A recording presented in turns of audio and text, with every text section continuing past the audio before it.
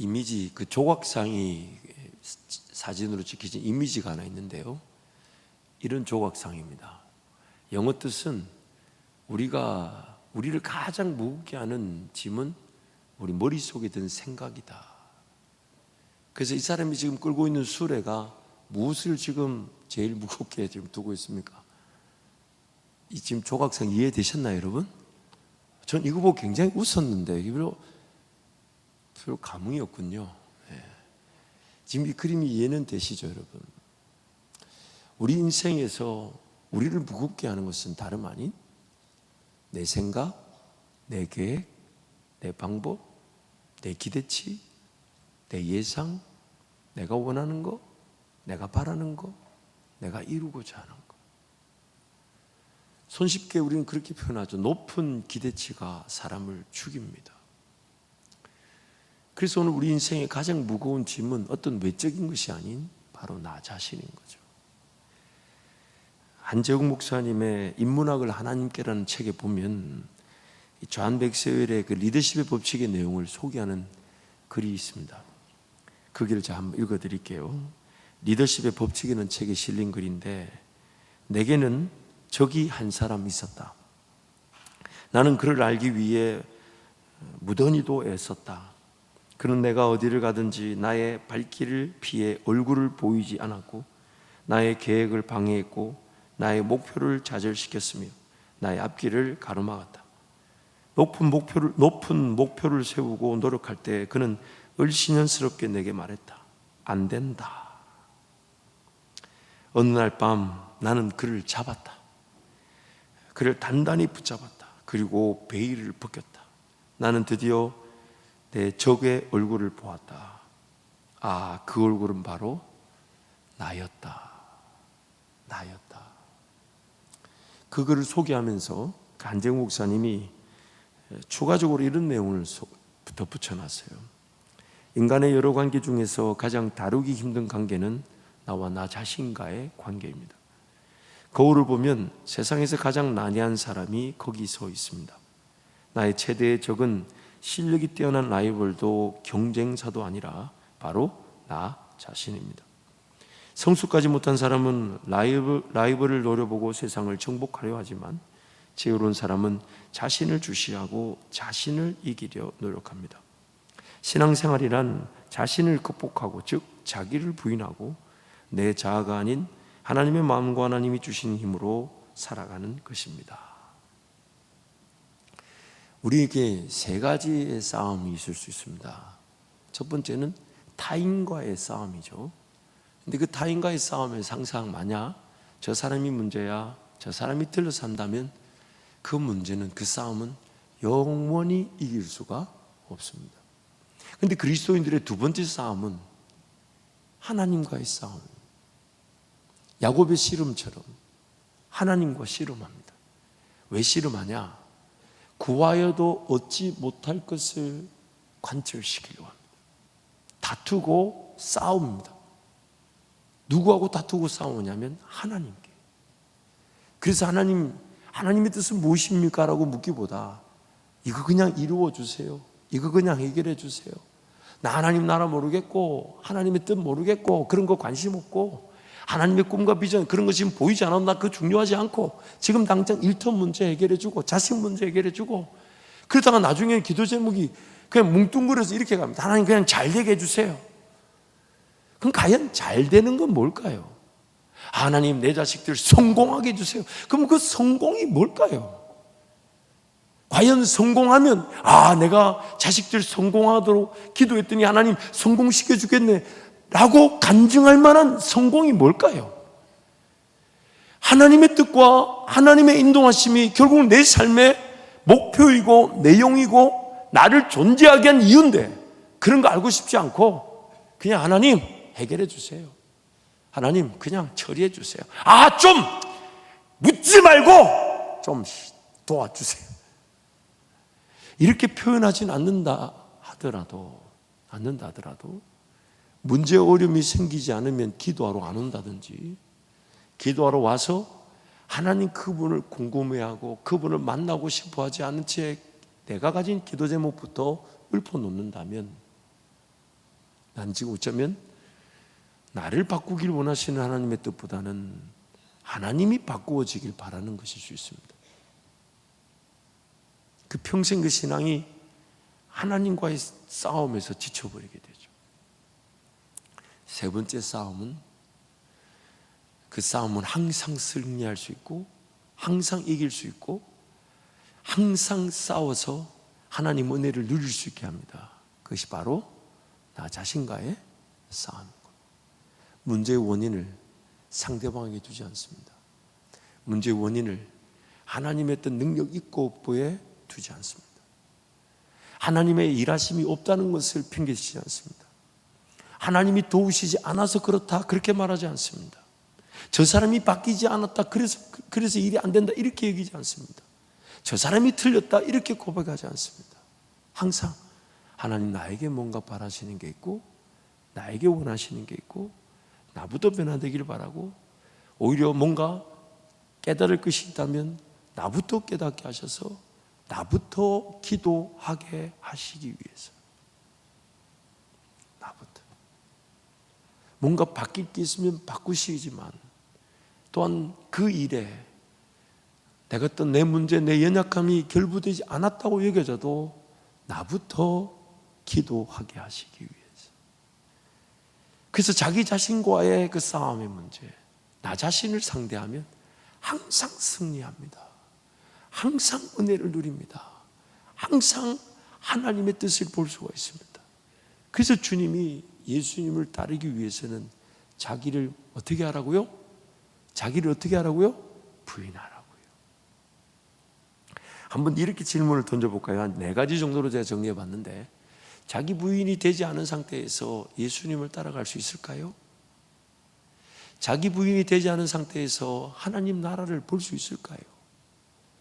자기 부인이 되지 않은 상태에서 내 기도한 대로 응답이 될까요? 자기 부인이 되지 않은 상태에서 하나님의 복의 근원이 될 수 있을까요? 마치 그릇이 비워지지 않으면 주인의 뜻에 담겨져 쓰임받지 못하는 것처럼, 자기 부인이 되지 않으면 우리는 하나님 나라를 보지 못하고 세상이 요구하고 세상이 바라는 그 길에서 하나님의 복을 기대하는 기복주의적 신앙에 빠지게 됩니다. 그러다 보니 자연스럽게 하나님 나라는 안 보이는데 내 삶은 보이니까, 하나님 나라는 보이지 않는데 내 자식들 먹여야 되는 건 보이니까, 하나님 나라는 보이지 않는데 내 삶을 돌봐야 되는 건 보이니까 보이는 것을 따라가죠.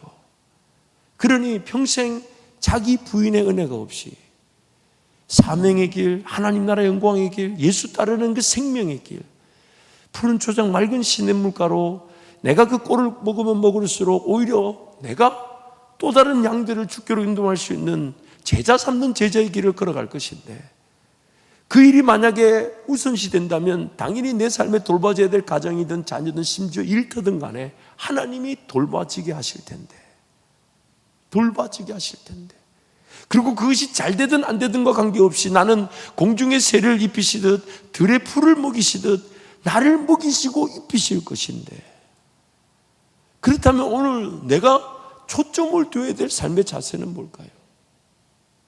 어디에 먼저 삶의 기준을 둬야 될까요? 주님 말씀처럼 오늘 자기를 부인하고자 하는 그 기준이 항상 내 삶의 기준이 되는 거죠. 내가 뭘 또 거절할 수 있을까? 내가 뭘 또 내려놓을 수 있을까? 뭘 또 포기할 수 있을까? 왜냐하면 그 자기 부인이 일어나지 않고서는 어떤 하나님 은혜도 맛볼 수가 없기 때문입니다. 어떤 예수 따름의 영광도 걸어가 볼 수가 없습니다.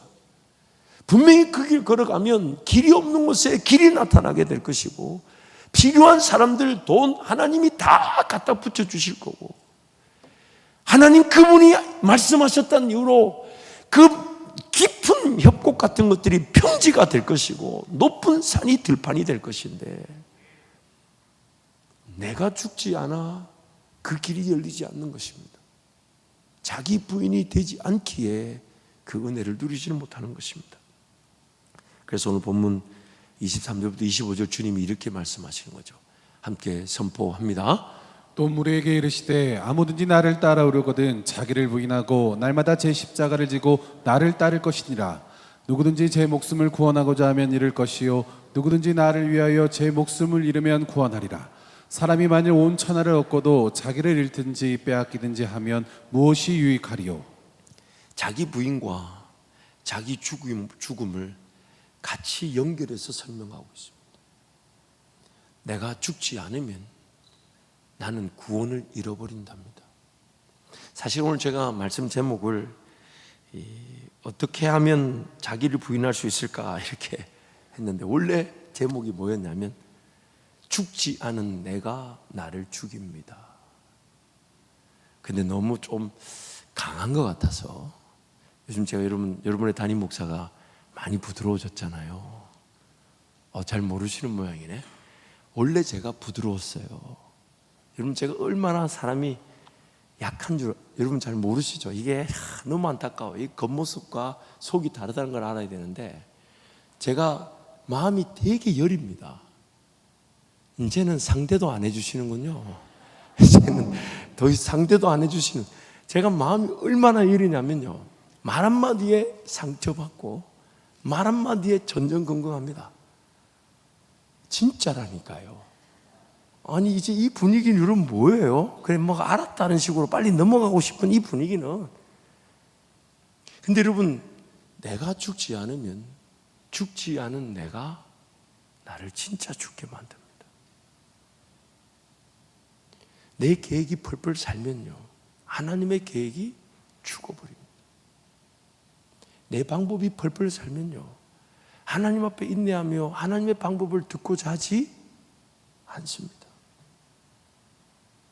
내 계획 속에 뭔가 좀 사라질 것 같고 일이 진행될 것처럼 여겨지면요, 하나님 앞에 나는 하나님 한 분이면 충분합니다, 이 고백이 안 나옵니다. 안 나옵니다. 기어이 모든 걸 다 잃고 허비하고 난 다음에 하는 말이 진짜 하나님 아니면 안 됩니다. 그 고백을 하게 되는 게 우리의 죄인 때문에 영적 형편이죠. 물론 그 순간에도 고백조차 하지 못하는 것이 우리의 안타까움이기도 하죠. 내가 죽지 않으면 죽지 않은 내가 나를 진짜 죽입니다. 예수 그리스도를 따르는 영광은커녕 구원의 은혜조차 누리지 못합니다. 그러는데 신앙생활을 한다고 생각해 보세요. 신앙생활 자체가 다 짐이에요. 아니 하루에 3장 말씀 읽고 묵상하자는데도 그것도 어려워져. 왜 그럴까요? 야, 나중에 천국 가면 주님이, 내가 이렇게 간구를, 주님 성경 몇 독했는지 한번 물어봐 주십시오. 몇 독했는지. 물론 은혜로 구원을 받지만 너 내가 보낸 사랑의 편지는 한 번은 읽어봤냐? 이렇게 주님이 좀 확인해 주시면 어떨까? 이렇게 말하면서 아니라는 걸 알고 있습니다만은 우리 주님은 그렇게 하지 않으시겠죠. 그때 여러분 한번 생각해 보세요. 그 말씀이 나를 살리기 위해 기록되어져 있다면, 그 말씀이 나를 주님과 더 뜨거운 사랑의 관계를 만들 수 있는 기록이라면요, 그 말씀이 주님의 그 모든 십자가 사랑을, 즉 어떤 것도 대체될 수 없는 예수님의 사랑을 거기다 최선을 다해서 담아놨다면요, 그게 궁금해야 되고 그것이 늘 그리워져야 되고. 그렇잖아요. 여러분 연애할 때 이렇게 편지를 안 받아보셨겠다 싶어요. 쳐다보니 아니 몇몇 분하고 눈이 맞췄는데 나 중매했어 이게 보여가지고 제가 대답을 못하겠는데, 여러분 누군가한테 편지를 이렇게 받아서 이렇게, 그렇다고 칩시다. 편지를 받았는데 그게 내용이 너무 격려가 되고 위로가 되면요, 한 번 읽고 끝냅니까? 한 번 읽고 끝냅니까? 또 읽어보고 또 읽어보고 또 읽어보고 또 읽어보고. 사람의 편지도 그럴할진데 하나님께서는 우리에게, 하나님 그분의 마음을 완전히, 사랑의 마음을 전부를 담았잖아요. 전부를 아끼실 거 없이 다 담으셨대요. 근데 그 말씀에 대한 사모함이 없는 나는 과연 건강한 건가요? 어쩌면 죽지 못한, 그 부인되지 못한 내가 그 말씀을 멀리 하려고 하는 거 아닐까요? 그냥 싫어하는 거 아닐까요? 자기 부인이 되지 않는 순간 나는 내 스스로를 죽이고 있는 것입니다. 하지만 철저하게 내가 뭔 계획을 가졌든 생각을 가졌든 방법을 가졌든 주님께 달려나와 묻고 또 묻고 또 묻고 또 묻고, 그리고 주님의 때를 기다리고 주님의 방법을 기다리고, 어차피 나를 먹이시고 입히시고 마시게 하시는 분은 주님이시니까 죽으면 죽는 거다 생각하고 주님 앞에 머무르는 것이 우리 인생에 어쩌면 한 번은 있어야 될 죽으면 죽겠다라는 고백 아닐까요? 한 번은 있어야 되지 않을까요? 그 한 번이 없이 일단 살아야 된다는 그 삶이 죽지 못한 채 억지로 살아가게 만든 거 아닐까요? 정말 주님이 한 번은 확인하고 싶어 하신다면 뭘 확인하고 싶어 하시겠습니까? 기적이겠습니까? 능력이겠습니까? 뭐 잘 되는 거겠습니까? 아니요. 정말 예수님 한 분이면 충분하냐? 모든 것을 다 잃어버린 것처럼 예수님만 의지할 줄 아는 거, 그거 하나밖에 없을 것인데, 그거 한번 확인해 보지 못한 채 일단 살면서 은혜를 받으려고 하다 보니 뭔가 그 은혜가 중심이고 우선순위라기보다는 그 은혜가 없이도 살 수 있을 것처럼 착각하게 되는 것이죠. 부인되지 않았던 내가 나를 더 죽게 만든 것입니다. 달라스 윌라드라는 그 학자의 잊혀진 제자도라는 책이 있습니다.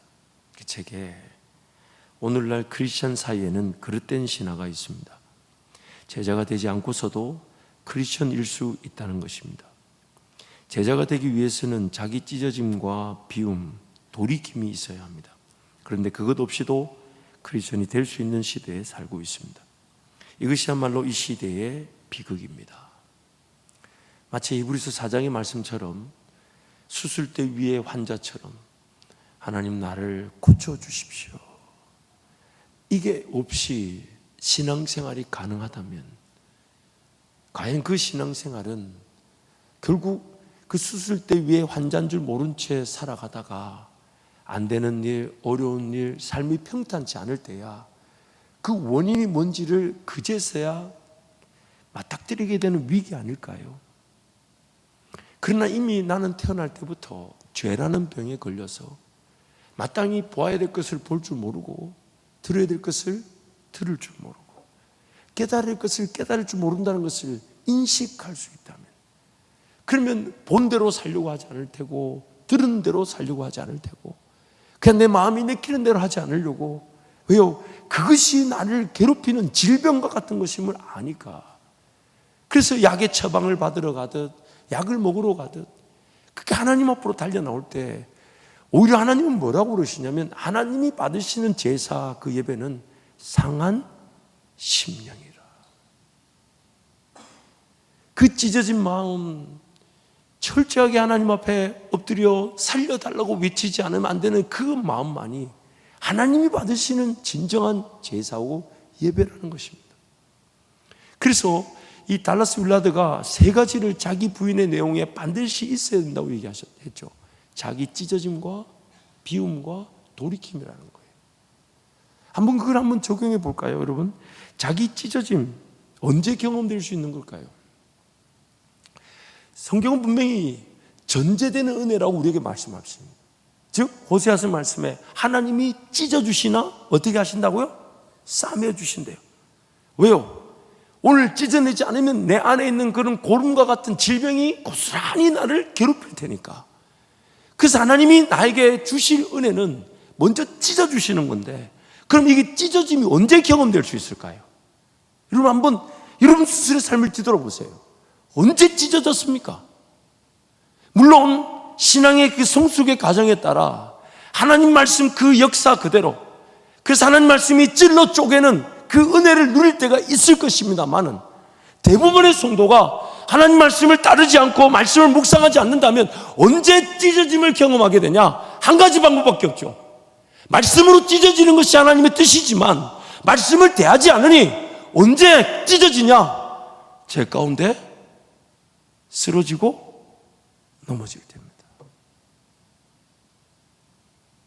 그러나 하나님은 그 찢어짐의 은혜를 우리에게 주기를 원하시는데 항상 찔러 쪼개서 예수 바라보게 만드시는 게 은혜인데 그게 아니면 자기 부인이 되지 않고 그게 아니면 예수를 따라갈 수 없다고 말씀하시는데 그럼 언제 찢어질 거냐요? 언제 가슴이 구구절절이 나 같은 이 죄인을 하나님 용서해 달라고 그 찢어짐을 경험하겠냐고요. 말씀이 아니라면 죄밖에 없어요. 그렇다고 그 찢어짐의 은혜가 더하게 하기 위해 나 일부러 죄 지으러 가야지라고 그럴 수 없다라고 성경이 단언하죠.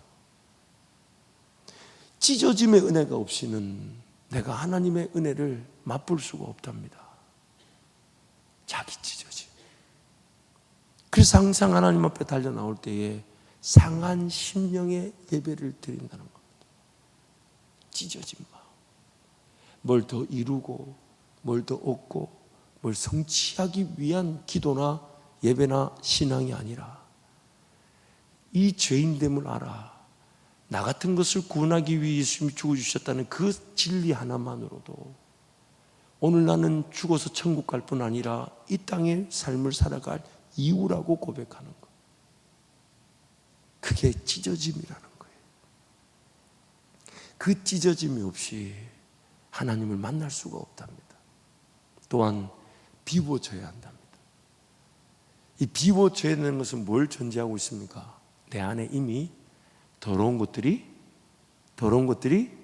가득하다는 거예요.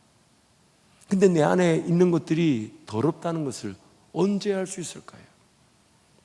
언제 경험할 수 있을까요?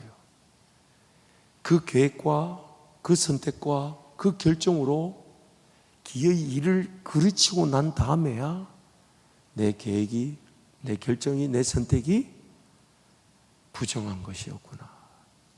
합당치 않은 것이었구나. 더러운 것이었구나. 그제서야 알게 되죠. 그때가 아니면 내 안에 더러운 것이 가득하다는 걸 모르죠. 그 더러운 것 붙들고 사는 거죠. 나를 힘들게 하고 아무런 가치가 없는데 가치가 있는 것처럼 착각하는 거예요. 쓰레기가 가득한데 쓰레기 가득한 줄 모르고 그 방법대로 그 선택과 그 결정대로 기어이 걸어가고 난 다음에 비워져야 되는구나. 비워져야 되는구나. 비워지지 않으면 그 더러움이 나를 더 더럽게 만드는구나. 마지막으로 여러분, 돌이킴은 언제 경험될 수 있을까요? 돌이킨다는 것은 내가 가는 그 지금 그 길 방향이 잘못된 길인 줄 알 때 돌이키잖아요. 그렇죠? 이거 아니네. 돌이키잖아요. 그렇죠? 근데 언제 그 길이 잘못된 길인 줄 알까요? 언제요? 실컷 꼭대기까지 가가지고 꼭대기 갔더니 경상도 사투리로 말했죠. 여가 아니네. 죄송합니다. 여가 아니네요. 여러분 수고 많으셨는데 여기까지 따라오느라고 돈도 쓰고 시간도 쓰고 인생도 썼는데 다시 돌아갈 수 없는 인생길 허비하고 낭비하고 난 다음에 여가 아니네. 이걸 목표로 둘 것이 아니었네. 이걸 목적으로 살 것이 아니었네. 그런데 정말 두렵고 떨리는 게 그가 그 돌이키지 못한 채 천국 가서 주님 앞에 서는 그날 내 지난날 인생이 그 길이 아니었네.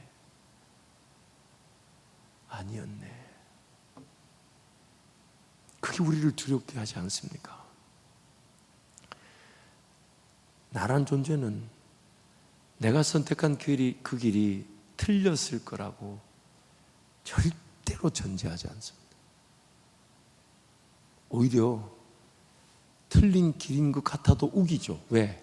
내가 선택했으니까.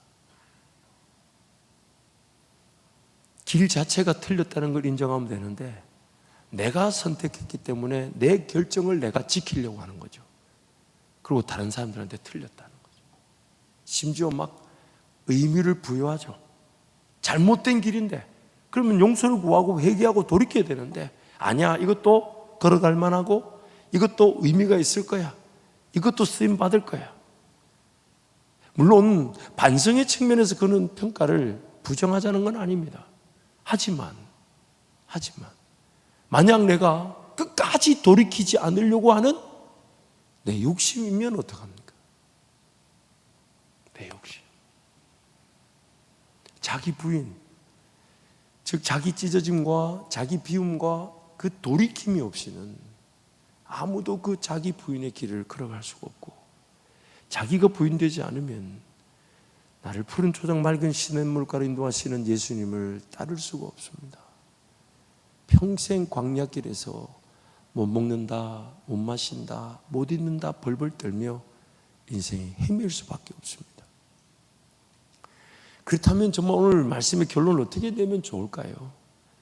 내 힘으로는 자기 찢어짐, 즉 말씀을 통해 찢어짐을 경험하면 좋겠지만 말씀을 통해서 정말 피가 낭자하듯, 야, 하나님, 이 구약의 백성들의 죄악이 나의 죄악이군요, 이들의 불순종과 이들의 거절이 하나님을 배반한 것이 내 거군요, 이게 믿어져서 다른 어떤 삶의 우선순위보다 하나님 옆에 달려나와 자복하고 회개하며 하나님 말씀하신 그것이 바로 접니다.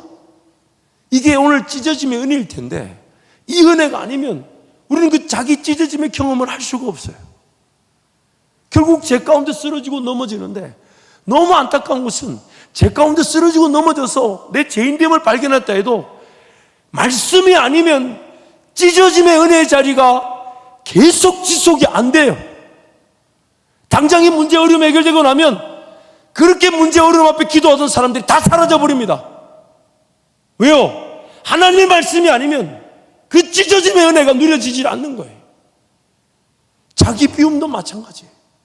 하나님 말씀을 통해 더러운 것들, 계획, 방법, 생각, 아, 이거 내가 틀렸구나, 하나님 이런 계획 붙들고 살려고 합니다, 이거 분명히 이 길 걸어가면 날 죽일 텐데 하나님 이 죄인을 긍휼히 여겨달라고, 이것이 말씀의 은혜인데 그 말씀의 은혜가 없으면 어떻게 그 비움의 은혜가 누려질까요?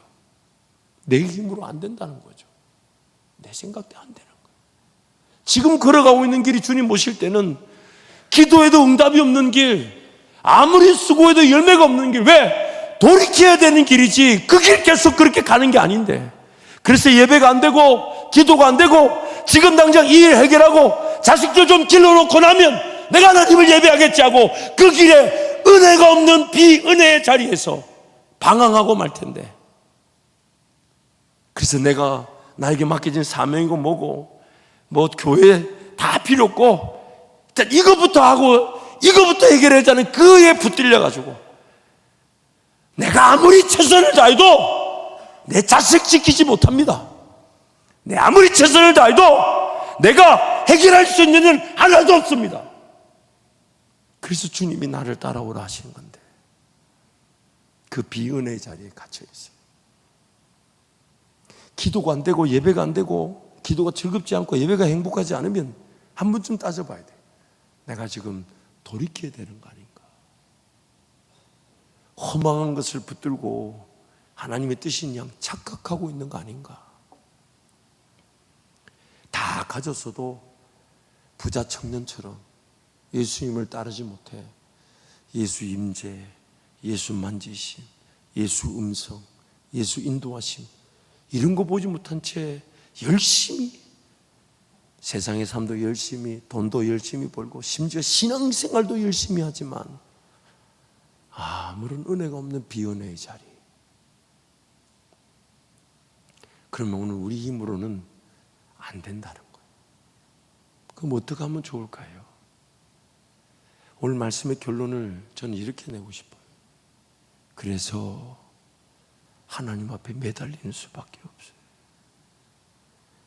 허락하신 기록된 말씀을 붙들고 끝까지 은혜를 사모하는 수밖에 없고, 기도의 자리를 중심으로 살아가려고 기도의 자리 달려나와 하나님, 죄가 아니면 찢어짐을 경험할 수 없고, 더러운 것이 더러운 것으로 나타나지 않으면 내 안에 더러운 것이 비워지지 않으며, 내가 이미 선택하고 결정한 길이 잘못된 길이라는 것을 인생 허비하고 낭비하고 난 다음에 깨닫는 게 아니면 깨달을 수 없는 이 죄인, 그러나 하나님의 말씀을 통해 찢어짐을 경험해야 되는데 말씀을 통한 찢어짐을 경험하지도 못하고, 말씀을 통해 내가 비워져야 되는데 말씀을 통해 비워지지도 않고, 하나님 말씀을 통해 돌아서야 되는데 돌아설 수 없는 이 끼인 사람, 이것도 아니고 저것도 아니고 차가운 것도 아니고 뜨거운 것도 아니고, 하나님 이 종을 불쌍히 여겨 주십시오. 불쌍히. 그래서 하나님의 말씀의 자리로 가는 거예요. 하나님 도와주세요.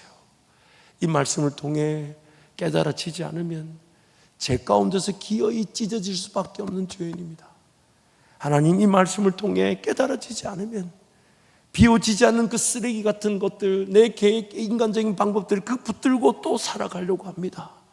하나님 이 말씀이 아니면 나는 절대로 내가 걸어간 길이 잘못된 길인 줄 몰라 기어이 그 길을 끝까지 가며 도와달라 도와달라 헛된 기도, 헛된 수고, 헛된 신앙에 빠지게 됩니다. 하나님 이 종을 살려주십시오. 이 종을 불쌍히 여겨주십시오. 그래서 그 하나님 앞으로 달려 나오는 거예요. 삶의 우선순위를 하나님께 두는 거예요. 말씀으로 찢어지지 않는 나 하나님 도와주세요. 말씀으로 비워지지 않는 나 하나님 도와주세요. 말씀으로 돌이켜져야 되는데 돌이킬 수 없는 나 하나님 은혜를 베풀어 주세요. 그것이 바로 신앙의 기회인 것입니다. 그것이 하나님이 원하시는 거죠. 그런데 하나님은 그것이 하나님 앞에서의 자기 부인과 죽음으로 여겨주셔서 기어이 말씀이 들려지게 하시고 깨달아지게 하시고 믿어지게 하시고 그걸 따라갈 수 있도록 그 길이 열려지게 되는 거예요. 그래서 한 문장으로 정리할게요. 자기 부인은 반드시 자기 부인된 자리에서만 일어납니다. 저는 굉장히 좋은 문장이라고 생각했는데 여러분 반응이, 자기 부인은 먼저 하나님 앞에 나를 갖다 놓는, 예전 같았으면 기도해 보지 않고 살았을 것 같은데, 예전 같았으면 이것저것 따져보지 않고 일단 시도하고 말았을 텐데, 예전 같았으면 말씀 한번 읽어보지 않고 살려고 했을 텐데, 하나님 말씀의 자리로 갈 수 있도록 도와주시고 기도의 자리로 갈 수 있도록 도와주시고, 단 1분이라도 어제보다 오늘, 단 1분이라도 오늘보다 내일 하나님을 더 바라보게 하시고 하나님을 더 의지하게 하셔서 기어이 말씀으로 나를 찔러 쪼개어 주시나 모든 것이 밝게 드러나, 마치 의사이신 예수님께서 우리를 치료하시기 위해 진단하실 때 감추어져 있는 것이 하나도 감추어 있지 못한 채 드러나게 하시는 그 은혜처럼 나를 말씀으로 드러내 주셔서 나를 온전케 해주시고, 그렇다고 해서 감당하지 못할 길을 걸어가자 하지 않으시고 내 모든 연약함과 부족함을 동정하시고 가장 좋은 길로 인도하시는 그 주님과 매일 동행하는 제 인생이 되게 하여 주십시오. 그것이 바로 오늘 우리가 자기 부인의 은혜를 누릴 수 있는 유일한 길이 되는 것입니다. 그래서 여러분 우리 함께 찬양했던 하나님의 열심 한 번 더 찬양하고 기도할 텐데요, 다른 특별한 수가 있는 게 아닙니다. 당하고 난 다음에 올 것이 아니라 오늘 내가 내 죄에 당한 것처럼 하나님을 찾을 수 있다면, 내 죄가 나를 괴롭히는 것이 두려워 하나님께 기도하러 올 수 있다면 그게 은혜인 줄 알고 주님 앞으로 달려나오는 예배자와 기도자가 되기를 축복합니다. 우리 함께 찬양하겠습니다.